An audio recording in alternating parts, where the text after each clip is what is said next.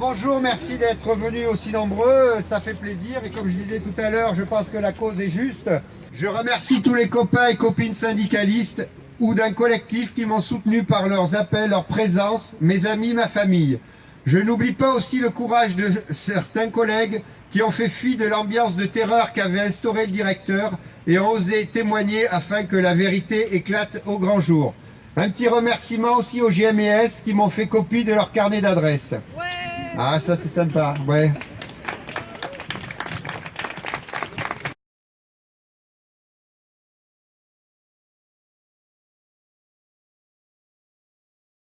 Donc tout commence mercredi 13 avril 2016. Les travailleurs sociaux du vieux collège de Magnac-Laval et leurs collègues manifestent devant le conseil départemental de la Haute-Vienne pour défendre les intérêts des jeunes majeurs.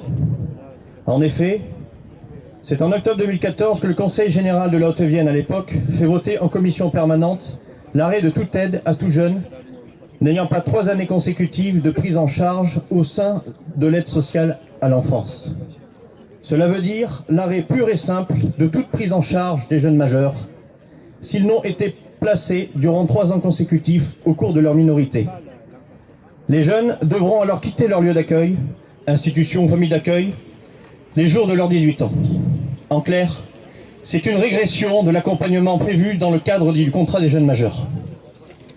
Ce jour du 13 avril 2016, Djibril, un jeune garçon malien, est suivi par l'aide sociale à l'enfance depuis son arrivée en France, 2 ans et 3 mois auparavant.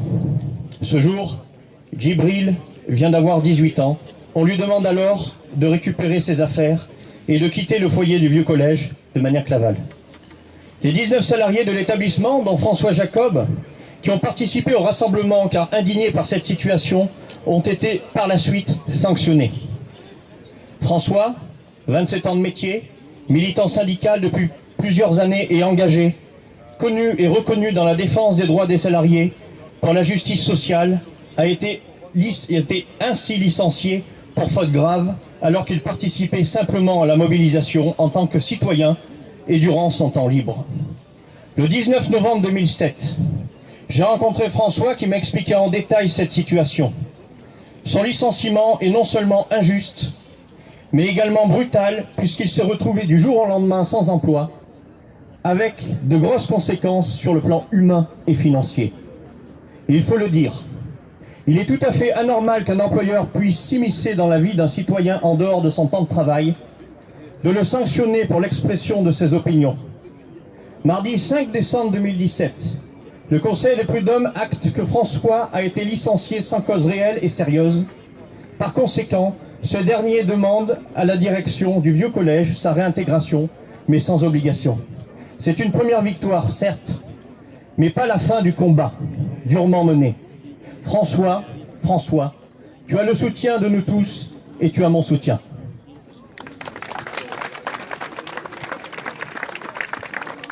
Ma vie professionnelle a été détruite. Il savait pertinemment qu'à 56 ans, malgré avoir postulé sur plusieurs offres, je ne trouverai plus de travail dans le social. Je suis en ce moment une formation et je serai peut-être jeune diplômé à 58 ans. J'ai perdu beaucoup financièrement et qu'est-ce que j'aurai comme retraite? Ma vie personnelle est abîmée. Quant à ce que je ressens, c'est du dégoût. Licencié après 27 ans de bons et loyaux services sans jamais un reproche par des dirigeants d'une association du secteur social qui bafoue toutes les valeurs et les fondements du travail social, c'est inqualifiable. Licencié par une direction générale complice, préférant faire confiance à un directeur délinquant, affabulateur, manipulateur, destructeur, et trahir ainsi la confiance de ses salariés. Licencié pour avoir dénoncé une décision départementale indigne et empêché qu'un jeune se retrouve à la rue, voilà mon triste sort. Pour toutes ces raisons, c'est tout simplement invivable. Mais je ne veux pas me cantonner à me taire. Je suis une victime d'une situation sordide. Le Conseil des prud'hommes a écrit que j'étais un homme de bonne foi et en demandant ma réintégration a confirmé que ce licenciement était une injustice. Tout cela est indigne d'un citoyen français et je ne veux pas, comme cela se passe hélas si souvent en l'occurrence, que ce soit les victimes qui partent. Voilà, je vous remercie. Je vais...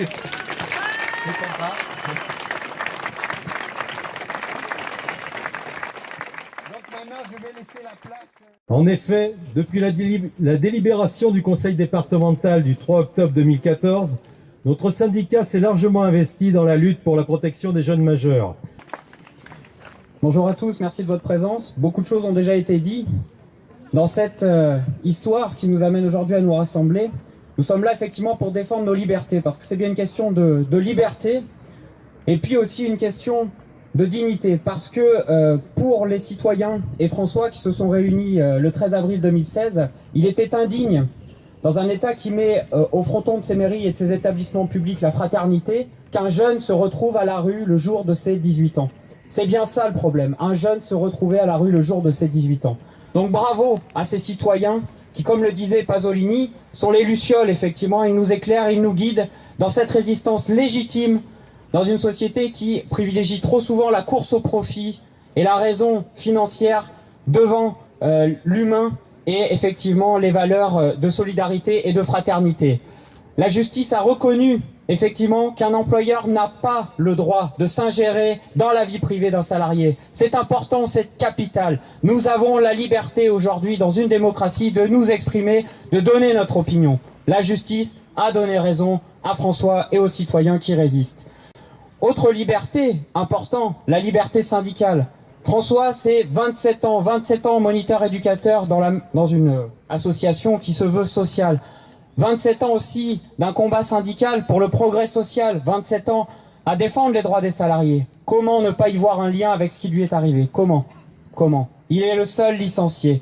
La volonté de l'employeur de faire un exemple, de faire taire ceux qui résistent, ceux qui disent non à la logique effectivement du tout comptable, contre les logiques de solidarité et de fraternité, la volonté de les faire taire. Aujourd'hui, la justice, en passant et en donnant raison à François et aux salariés qui ont relevé la tête, confirme qu'effectivement, ils ont raison et qu'on a raison dans les entreprises de se mobiliser par l'organisation syndicale pour défendre nos droits et nos valeurs éthiques. Avec vous, aujourd'hui, votre présence le montre, et tant mieux. Nous ne lâcherons rien pour nos libertés. Nous ne lâcherons rien.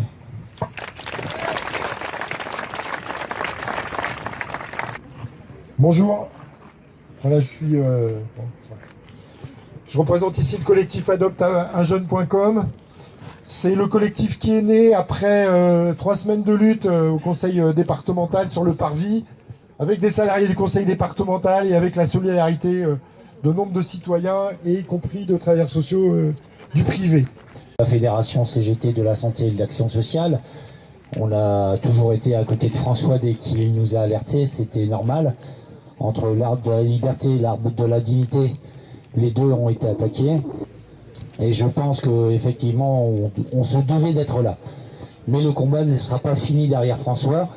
Et il faut rester unis, parce que c'est toute la protection sociale qui est mise à mal, avec les méthodes mercantiles qu'on met en place, et les appels à projets et tout, pour justement, il faut dénoncer, il faut combattre. Ah oui, il faut du courage. Moi, je remercie le courage de François. Et voilà, et je vous remercie d'être là, il faut continuer, il faut toujours être derrière, et c'est pas fini, hein. François, c'est le début, et ça s'amplifie. Donc attention, chaque collègue, soyez solidaires, parce que la discrimination, c'est quand on arrive à isoler quelqu'un, et qu'on arrive à l'abattre. Alors justement, c'est ce qu'il faut pas faire, donc il faut rester solidaires ensemble pour éviter cette discrimination. Juste le 16 janvier, on a rendez-vous au ministère et on portera la cause de François au ministère. Bien, bonjour. Je parle au nom d'Europe Écologie Les Verts. Donc, je suis la jeune co-secrétaire régionale. Je dirais juste quelques mots. Nous sommes ici pour parler d'êtres humains. Un être humain, un jeune donc, à qui on promet la rue. D'autres êtres humains qui font appel à leur humanité et qui osent s'indigner vis-à-vis de cette décision particulièrement injuste. Et ce jeune qui se retrouve à la rue, en fait, il y est parce que, on lui promet la rue parce qu'il ne rentre pas dans les cases. Il ne correspond pas et il a certaines caractéristiques qui font qu'il n'a pas droit à la solidarité de l'État français.